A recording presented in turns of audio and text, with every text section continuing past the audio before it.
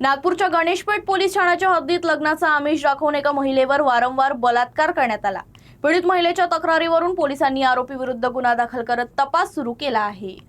मिळालेल्या माहितीनुसार 32 वर्षीय पीडितीची ओळख 2023 मध्ये वर्धा जिल्ह्यातील नाचणगाव येथील रहिवासी असलेले आरोपी सचिन चंबुलवार यांच्याशी एका मॅट्रोमोनियल वेबसाईटवर झाली।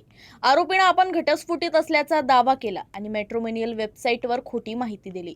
नंतर ते दोघं फेसबुकद्वारे एकमेकांच्या संपर्कात आले। त्यांच्या संभाषणादरम्यान त्यांच्यात प्रेमसंबंध निर्माण झाला। पीडितेच्या आरोपानुसार आरोपीनं लग्नाचं वचन देऊन तिचा विश्वास संपादन केला आणि त्याच बहाण्यानं तिच्यासोबत अनेक वेळा लैंगिक संबंध ठेवले। जेव्हा तिनं लग्नाचा प्रस्ताव ठेवला तेव्हा आरोपीनं स्पष्टपणे नकार दिला। यानंतर पीडितेनं गणेशपेठ पोलीस ठाण्यात तक्रार दाखल केली।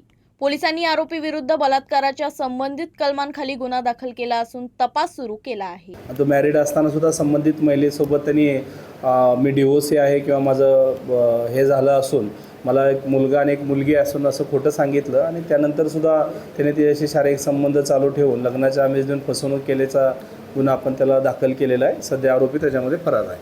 नाही, महिलेकडून फक्त संबंधितांनी गर्लफ्रेंड होती, लग्न झालं होतं, हे सगळं लपवून ठेवून सुद्धा केवळ तिच्याशी तिचा दुरुपयोग करण्याच्या ह्यानीच तिचा वापर केल्याचा प्राथमिक दृष्ट्या निष्पन्न होत आहे।